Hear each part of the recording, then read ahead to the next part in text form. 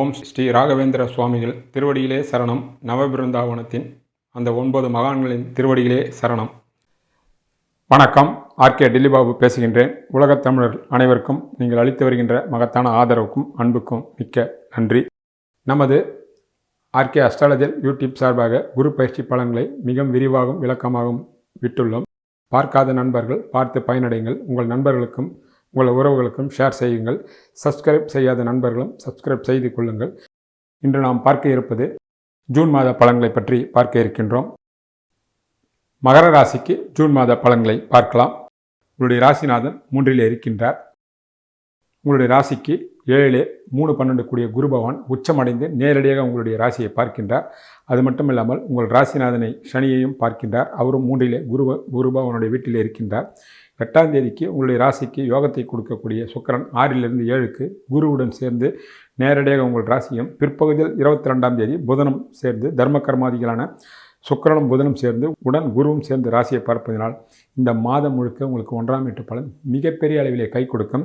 ராசியையும் குரு பார்த்து ராசிநாதனையும் குரு பார்த்து என்பது மட்டுமல்லாமல் 7 இருக்கக்கூடிய சுக்கிரனும் புதனும் மாத பிற்பகுதியில் பார்ப்பதனால் அளவற்ற அதிர்ஷ்டங்களை மகர ராசிக்காரர்களோ மகர லக்னக்காரர்களோ நிச்சயமாக அனுபவிப்பார்கள் என்பதே அடிப்படை விஷயமாகும்.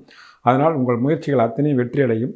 உங்களுடைய மதிப்பு, மரியாதை, அந்தஸ்து, கௌரவத்திற்கு உங்கள் ஆசாபாசங்கள் அத்தனையும் நிறைவேறும். எந்த துறையில் எந்த வயது உடையவர்களாக இருந்தாலும் ஈடுபட்டிருக்கின்ற துறையில் உங்களுடைய உழைப்புக்கும் மேலான ஆதரவும் வெற்றியும் நிச்சயமாக பொங்கும். அதே வேளையில் குரு உங்களுக்கு விரையாதிபதியாகி உங்களுடைய ராசியும் ராசிநாதனையும் பார்ப்பதனால் வரவுக்கு மீறிய செலவுகள் இருக்கும். நிச்சயமாக சுபவிரைய செலவுகள் நிச்சயமாக உண்டு. அது அவரவர் ஈடுபட்டிருக்கின்ற துறைக்கும் சொந்த ஜாதகத்தினுடைய தசாபுத்திக்கு ஏற்றார் போல் இருக்கும். ஆனால் சுபவிரயங்கள் நிச்சயமாக உண்டு என்பது அடிப்படை விஷயமாகும். உங்களுடைய ராசிக்கு 2 கூடியவர் சனி பகவான் ஆகின்றார். அவர் ராசியிலே 2 ராகு பகவான் இருக்கின்றார். இருந்தாலும் 7 இருக்கக்கூடிய குரு பகவான் 2ஆம் வீட்டு அதிபதியான சனி பகவானையும் பார்ப்பதினால் 2ஆம் வீட்டு பலனும் இந்த மாதம் பெரிய அளவிலே கை கொடுக்கும். இருந்தாலும் 2 ராகுக்கு அது சம்பந்தப்படுவதனால் வாக்கு விஷயத்தில் நீங்கள் ஜாக்கிரதையாக இருக்க வேண்டும். யாருக்கும் வாக்குறுதி கொடுக்கக்கூடாது. பண விஷயத்திலும் எச்சரிக்கையாகவும் சிக்கனத்தை கடைபிடிக்க வேண்டும். அதே வேளையில் 2ஆம் வீட்டு அதிபதிக்கு குரு பகவானுடைய பார்வை கிடைப்பதனால் குடும்பத்தில் மகிழ்ச்சி, சந்தோஷம், அற்புதமான அளவுக்கு அதிகமான தனவரவும் உண்டு. ஆனால் 2 ராகு இருப்பதனால் எவ்வளவுதான் பணம் வந்தாலும் உடனடியாக செலவும் காத்திருக்கும். ஆனால் சிக்கனத்தை கட்டாயம் கடைபிடிக்கலாம். 2ஆம் வீட்டு அதிபதிக்கு சனிக்கு குரு பகவானுடைய பார்வை இருப்பதனால் குடும்பத்தில் மகிழ்ச்சி, குடும்பத்திற்கு தேவையான ஆடம்பர பொருட்கள், புன்னகைகள் வாங்கக்கூடிய அளவுக்கு தன உயரும். குடும்பத்தில் சுப நிகழ்ச்சிகளும் நடக்கும். உங்கள் சொல்லுக்கும் ஒரு செல்வாக்கு கட்டாயம் உண்டாகும். எது எப்படியாக இருந்தாலும் 2ஆம் வீட்டின் மூலமாக தனமும் சந்தோஷமும் நிச்சயமாக ஏதோ ஒரு வகையில் உங்களை அரவணைத்துக் கொள்ளும். உங்களுடைய ராசிக்கு 3 கூடியவர் குரு பகவான். அவர் தான் வீட்டிலிருந்து 5 உச்சமடைந்து நேரடியாக பார்ப்பதினாலும் சகோதரக்காரன் செவ்வாயும் 4 ஆட்சி பெற்று 3ஆம் வீட்டு அதிபதியை பார்ப்பதினால் உங்களுடைய தைரியமும் வீரியமும் பொங்கும். இளைய சகோதரருடைய முழு ஒத்துழைப்பு கிடைக்கும். இளையவர்கள் மூலமாக இந்த மாதம் உங்களுக்கு ஏதோ ஒரு வகையில் சுபவிரயங்கள் உண்டு. அதற்கு நிறைய காரணங்கள் இருந்தாலும் 3 இருக்கக்கூடிய சனி பகவான் அந்த வீட்டிற்கு விரையாதிபதி என்பதால் சுபவிரயங்களை கட்டாயம் தருவார். குருவும் உங்களுக்கு விரையாதிபதி என்பதை நினைவில் வைத்துக் கொள்ளுங்கள். ஆக உங்களுக்கு தைரியமும் தைரியமும் உண்டு, விஐபிகளுடைய தொடர்பும் உண்டு. நட்பு வட்டாரங்கள் பெருகும். எண்ணிய எண்ணங்கள் ஈடேறும். பயணங்கள் உண்டாகும். அந்த பயணங்கள் ஒரு சிலருக்கு வெளியூர் பயணங்களாகவும் ஒரு சிலருக்கு வெளிநாட்டு பயணங்களாகவும் அமையும். உங்களுடைய ராசிக்கு 4 கூடிய செவ்வாய் அவர் ஆட்சி பெற்றிருக்கின்றார். மாத பிற்பகுதியில் 20ஆம் தேதிக்கு பிறகு அவர் 5 வருவார். ஆரம்பத்தில் 4 கூடியவர் 4 ஆட்சி பெற்று குருவை பார்ப்பதினால் வீடு, வண்டி, வாசல், வாகனங்கள் வாங்குவது, விற்பது போன்றதெல்லாம் சுபமான விஷயங்கள் நடக்கும். தாயாரின் உடல்நிலை அற்புதமாக இருக்கும். ஒரு சிலருக்கு பெண்களுக்கு தாயின் வீட்டின் மூலமாக நகைகளோ பணங்களோ சொத்து சுகங்களோ வரக்கூடிய வாய்ப்புகள் உண்டாகும். பலருக்கு குடியிருப்பு மாற்றங்கள் உண்டாகலாம். படிக்கின்ற மாணவ மாணவிகள் கல்வியில் மிகப்பெரிய அளவிலே சாதிப்பார்கள். மாத பிற்பகுதியில் 5 வரக்கூடிய பிள்ளைகளுக்கு சுபவிரைகளையும் செலவுகளை செய்வார். அதே வேளையில் சனியினுடைய பார்வை விடுவதனால் ஒரு சிலருக்கு தாயின் மூலமாகவோ அல்லது உடல் நலத்தில் சற்று கவனம் தேவை. மாத பிற்பகுதியில் உடல் நலத்தில் சற்று கூடுதலான அக்கறை தேவை. அதற்கு அடிப்படை காரணம் 4ஆம் வீட்டு அதிபதிக்கு சனியினுடைய பார்வை விழுவதே அதற்கு முக்கியமான காரணம். உங்களுடைய ராசிக்கு 5 கூடிய சுக்கிரன் அவர் ஆரம்பத்திலே 6 புதனுடன் இருக்கின்றார். பிறகு 8ஆம் தேதிக்கு பிறகு அவர் 7 உச்சமடைந்த குருவுடன் இருப்பதினால் அற்புதமான பலன்கள் உண்டாகும். ஆனால் 8ஆம் தேதி வரை அவர் 6 இருப்பதால் பிள்ளைகள் வகையில் உங்களுக்கு சுபவிரயங்கள் கட்டாயம் ஏற்படும். அது படிப்புக்காகவோ அவர்களுடைய சொந்த மற்ற விஷயங்களுக்காக ஏற்படலாம். ஆனால் 8ஆம் தேதிக்கு பிறகு அவர் 7 இருந்து நேரடியாக ராசியை பார்ப்பதினாலும் உச்ச குருவுடன் சம்பந்தம் இருப்பதினால் உங்களுடைய கனவுகளும் ஆசைகளும் திட்டங்களும் நிறைவேறும். உங்களுடைய பிள்ளைகள் வயதிற்கேற்ற வளர்ச்சியை நிச்சயமாக அடைவார்கள். அவர்கள் படிப்போ, சம்பாத்தியமோ, திருமண வாழ்க்கையோ, குழந்தை பாக்கியங்களோ நிச்சயமாக அமையும். குறிப்பாக இந்த காலகட்டத்தில் பெண்களுக்கு நீண்ட நாட்களாக குழந்தை இல்லாதவர்களுக்கும் சரி, புதிதாக திருமணமானவர்களுக்கும் சரி நிச்சயமாக கர்ப்பம் தரிக்கக்கூடிய வாய்ப்புகளும் சுகப்பிரசவம் ஆகக்கூடிய வாய்ப்புகளும் பிரகாசமாக அமையும். இவருடைய ராசிக்கு 6 கூடியவர் புதன். அவர் ஆரம்பத்தில் 6லே ஆட்சி பெற்று சுக்கிரனுடன் சேர்ந்திருப்பதால் தர்ம கர்மாதி யோகம் உண்டாகிறது. அவர் மாத பிற்பகுதியில் 7லே வருவார். எப்படி பார்த்தாலும் அவர் உங்களுக்கு 9 கூடியவர் என்பதனால் 6ஆம் வீட்டு கெடுபலங்கள் எந்த வகையிலும் உங்களுக்கு பாதிக்காது. உங்களுடைய ராசிக்கு 7 கூடியவர் சந்திர பகவான். அவர் 4 கிரகம்.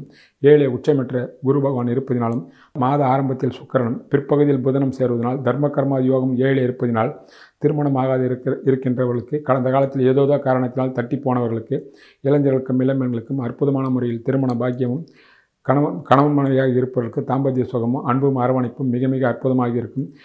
கணவனாக இருந்தாலும் மனைவியாக இருந்தாலும் பொருளாதாரத்துறையில் வேலை செய்பவர்களாக இருந்தால் பதவி உயர்வு, விரும்பிய இடங்களுக்கு இடமாற்றம், பலருக்கு இன்ப சுற்றுலா, ஒரு சிலருக்கு வெளியூர் வெளிநாடு சொல்லக்கூடிய வாய்ப்புகளெல்லாம் மிக மிக பிரகாசம் ஆகும். 8ஆம் தேதியிலிருந்து 7ஆம் வீட்டின் மூலமாக பல வகையான நன்மைகளும் சந்தோஷங்களும் ஏதோ ஒரு வகையில் உங்களை குடிகொள்ளும். உங்களுடைய ராசிக்கு 8 கூடியவர் சூரியன். அவர் ஆரம்பத்தில் 5லும் பிறகும் அவர் 6லே மறைகின்றார். 8லே ராகுகேது சம்பந்தத்தோடு இருப்பதினாலும் ஆரம்பத்திலே சூரியன் 5லே இருப்பதால் பிள்ளைகள் ஒரு சில சங்கடங்கள் வரலாம். காரணம் சனியினுடைய பார்வையும் வாங்குவதனால் தந்தையாருடைய உடல்நலத்திலும் சற்று கூடுதலான கவனம் தேவை. 15ஆம் தேதிக்கு பிறகு அவர் 6லே மறைந்து விட்டுவதால் 8ஆம் வீட்டு பலன்கள் எதுவும் உங்களை பாதிக்காது என்பதை நீங்கள் எதிர்பார்க்கலாம். உங்களுடைய ராசிக்கு 9 கூடியவர் புதன். அவர் ஆரம்பத்தில் 6லும் மாத பிற்பகுதியில் அவர் 7லே உச்சம் பெற்ற குருவுடன் சுக்கிரனுடன் சேர்ந்து இருப்பதினால் ஆரம்பத்தில் தந்தையாலும் தந்தை உறவுகளாலும் ஒரு சில சங்கடங்களோ அல்லது கருத்து வேறுபாடுகளோ வரலாம். நீங்கள் விட்டு கொடுத்து செல்ல வேண்டும். 9ஆம் வீட்டை ராசிநாதனான சனியும் பார்வை செய்கிறார். ஆனால் அவர் மிக மிக தன் வீட்டிற்கு சாதகமாக 10ஆம் வீட்டிலும் பிறகு 11ஆம் வீட்டிலும் சுக்கிரனுடன் சம்மந்தப்படுவதனால் தர்ம கர்மாதி யோகம் மிக பெரிய அளவில் உங்களுக்கு கை கொடுக்கும். ஈடுபட்டிருக்கின்ற துறையில் பேர் புகழ் பட்டம் பதவி உங்களுடைய முயற்சிகள் அத்தனையும் ஈடேறும். சுபவீரிய செலவுகளும் உண்டாகும். பலருக்கு வெளியூர் பயணங்களும் வெளிநாடு பயணங்களும் போவதற்கும் அதிகமாக வாய்ப்புகள் கட்டாயம் உருவாகும். உங்களுடைய ராசிக்கு 10 கூடியவர் சுக்கிர பகவான். அவர் ஆரம்பத்தில் 6லும் பிறகு 7லும் தான் வீட்டிற்கு 9லும் பிறகு 10லும் இருக்கின்றார். 11ஆம் வீட்டு அதிபதி செவ்வாய் 4லே ஆட்சி பெற்று 10ஆம் வீட்டை பார்ப்பதனால் தொழில் துறையில் இருப்பவர்களுக்கு மிகப்பெரிய லாபங்களும் யோகங்களும் சாதனை புரியக்கூடிய லாபங்களும் வெற்றிகளும் கட்டாயம் உண்டாகும். மூத்த சகோதர வகையில் நன்மைகளும் லாபங்களும் முழு ஒத்துழைப்பும் கிடைக்கும். பணியில் இருப்பவர்களுக்கு விரும்பிய இடமாற்றமும் பதவி உயர்வும் மன திருப்தியான சூழ்நிலையிலும் கட்டாயம் உண்டாகும். புதிதாக தொழில் ஆரம்பிக்கும் என்று நினைப்பவர்களுக்கு அந்த தொழில் கட்டாயம் சித்தியாகும். உங்களுடைய ராசிக்கு 11 கூடியவர் செவ்வாய். அவர் 4லே ஆட்சி பெற்றிருக்கின்றார். மாத பிற்பகுதியில் அவர் 5ல் வந்து நேரடியாக 11ஆம் வீட்டை பார்ப்பார். ஆரம்பத்திலிருந்து 7லே உச்சமடைந்திருக்கின்ற குரு பகவானுடைய பார்வையும் 11ஆம் வீட்டுக்கு விழுகின்றது. ஆக 11ஆம் வீடு மிக மிக வலிமை அடைகிறது. 11ஆம் வீட்டு அதிபதியும் வலிமையாக இருக்கின்ற காரணத்தினால் எடுக்கின்ற காரியங்கள் இந்த மாதம் மகர ராசிக்கும் சரி மகர லக்னத்திற்கும் மிகப்பெரிய வெற்றியை தேடித்தரும். மூத்த சகோதரருடைய முழு ஒத்துழைப்பு உண்டாகும். எண்ணிய எண்ணங்கள் ஈடேறும். நீதிமன்றங்களில் ஏதாவது உங்களுக்கு வழக்குகள் இருந்தால் அதுவும் அத்தனையும் உங்களுக்கு சாதகமாக தீர்ப்பு வரக்கூடிய சந்தர்ப்பங்கள் கூடி வரும். அதற்கு அடிப்படை காரணம் 11ஆம் வீட்டிற்கு குரு பகவான் 2, 5 கூடியவராக இருக்கின்றார். 14ஆம் தேதி வரை சூரியனுடைய பார்வையும் வாங்கும். அவர் 8 கூடியவராக இருந்தாலும் 10ஆம் வீட்டிற்கு அவர் 10 கூடியவர் என்ற காரணத்தினால் எண்ணிய எண்ணங்களும் 11ஆம் வீட்டின் மூலமாக மிகப்பெரிய லாபங்களும் யோகங்களும் உங்களை ஏதோ ஒரு வகையில் வருவதற்கு வாய்ப்புகள் கூடுதலாக உள்ளன. உங்களுடைய ராசிக்கு 12 கூடியவர் குரு பகவான். அவர் 7லே உச்சமடைந்தும் ஆரம்பத்திலே சுக்கிரனும் புதனும் தர்ம கர்மாதி யோகங்கள் 12ஆம் வீட்டை பார்ப்பதினாலும் இயற்கை சுபராக குரு பகவான் இருப்பதினால் உங்களுக்கு இந்த மாதம் ஆகக்கூடிய செலவுகள் அத்தனையும் சுபவீரிய செலவுகள். ஒன்று குழந்தைகள் அல்லது மனைவி வகையிலும் கணவன் வகையிலும் அல்லது ஆன்மீக சம்பந்தமான தான தர்மங்கள் செய்யக்கூடிய சுபவீரிய செலவுகளால் தான் அமையும். ஆக மகர ராசி மகர லக்னக்காரர்களுக்கு ஜூன் மாத பலன்கள் மிக மிக அற்புதமாக இருப்பதினால் ஏதோ ஒரு வகையில் அதிர்ஷ்டம் நிச்சயமாக உங்களை தழுவிக்கொள்ளும். அது உங்களுக்கு ஈடுபட்டிருக்கின்ற துறைக்கும் உங்கள் சொந்த ஜாதகத்தின் அடிப்படையிலும் கோச்சார கிரகங்கள் சாதகமாக இருப்பதும் உங்களுக்கு சாதகமே. வணக்கம். ஜூன் மாதத்திற்குண்டான தெய்வ வழிபாட்டினை பார்ப்போம். சனிக்கிழமை தோறும் ஆஞ்சநேயர் கோயிலுக்கு செல்லலாம்.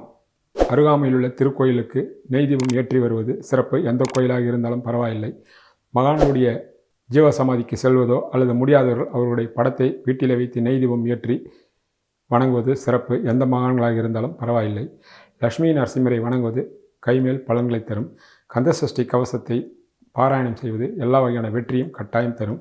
வெளிநாட்டில் உள்ள தமிழர்களும் இந்த தெய்வ வழிபாட்டின் முறையை பயன்படுத்தி கொள்ளலாம். நன்றி, வணக்கம்.